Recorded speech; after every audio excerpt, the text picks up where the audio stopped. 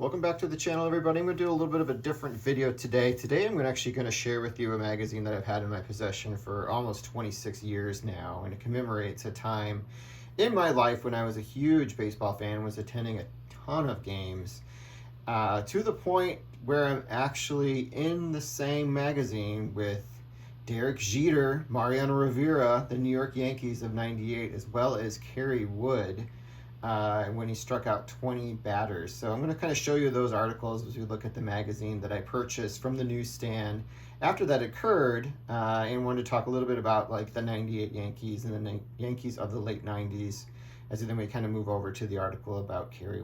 So I hope you kind of enjoy. So of the four teams that won the World Series between '96 and 2000, without question, the '98 team is often thought of as the best team. So I want to talk a little bit about the core. So the article actually starts with talking about the hot start of the New York Yankees and their record pace offensively at this time, so which was obviously highlighted at this time by a very young Derek Jeter, but also featured some of the talents of like a Tino Martinez, who was acquired to replace Don Mattingly at the beginning of the '96 season. Paul O'Neill, who had been around for a while and was part of the core that predated the team that had Jeter on it, but was part of the team thereafter. Jorge Posada, the team's catcher, as well as Bernie Williams, the team's center fielder. And then obviously being managed by Joe Torre, who at that time was on his, I think, fourth team as a manager, if I'm not mistaken, and obviously this is the one where he ended up being most successful and most remembered for his time. So this would be the core of the team that was actually on the offensive side, that was there for all four of the championships. Within the article, they also talk about Chuck Knobloch, who was a player, became less a featured player as the team kind of grew, even though he was still part of the starting lineup and through the 2001 season. But he became less of a factor because of the emergence of Alfonso Soriano by the time they hit 2000, but also because of his diminished play in the field, where he got the case of the yips and became a very inconsistent second baseman, so they had to move him to the outfield, which then kind of carried over to his offense as well. When I was picking up the card from 2001, I didn't get Knobloch because at that time I really didn't kind of think he fit the criteria as a star or a Hall of Famer, because his career had dwindled so much to the point where I don't think he kind of fit it by sort of my metrics that I was looking for. As far as the pitching staff, at this time they had gotten Hideki Irabu, which kind of their big acquisition, but the core was still going to be David Wells and Jimmy Key, but later became supplemented by the addition of Orlando Hernandez during that season. Andy Pettitte was obviously well into his career at the Yankees at that point, was blossoming into sort of their ace of the staff at that point. And then you obviously had it anchored at the end by Mariano Rivera, who was emerging at this time as the best closer in Major League Baseball. And the final page here, again, it just talks about their offensive stats and how they were kind of off the hottest start until, since like the early 50s, when like Joe DiMaggio was still really featuring on the team. So as you see here, Tino Martinez was kind of their big power player at this time, but he was also supplemented by like the likes of Darryl Strawberry, who was also on the team as well during this era. So without question, I think the '98 team, in my estimation, was the most dominant team I've seen probably start to finish in Major League Baseball during my time as a fan.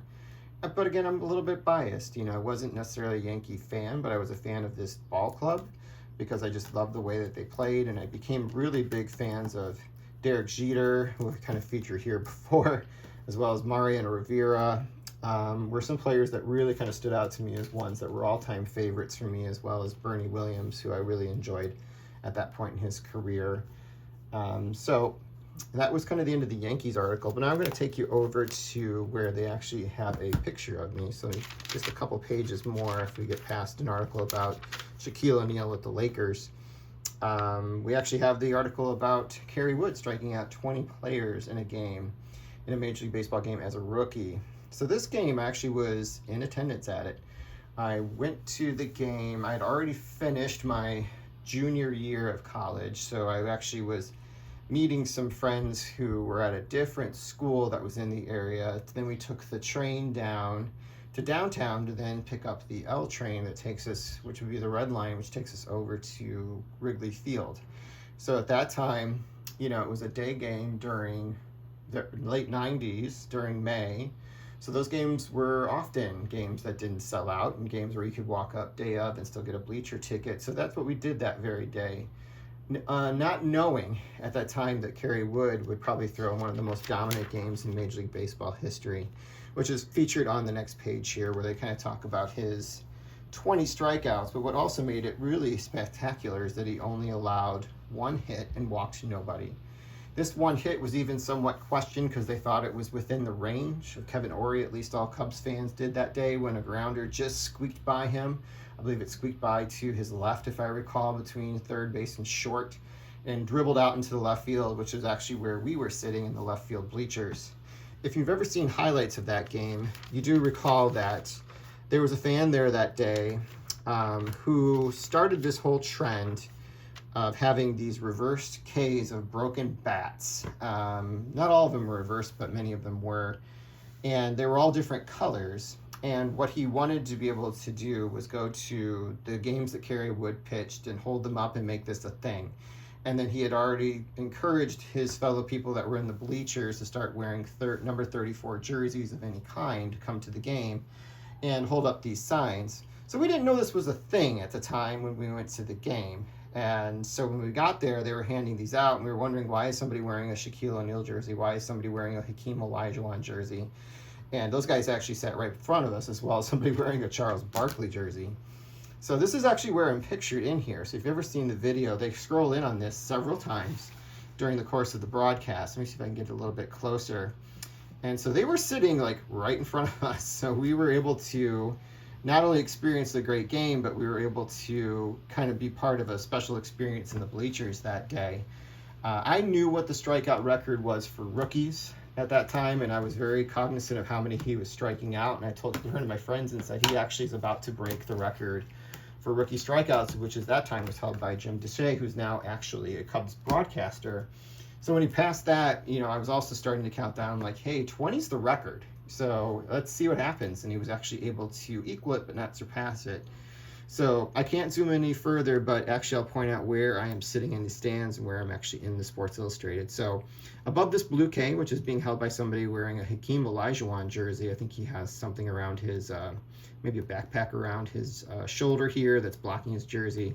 But directly above it, you see this hand, and just off to my left here is me wearing sunglasses that day. I was wearing a Radiohead t-shirt, as well as like a long sleeve shirt over it.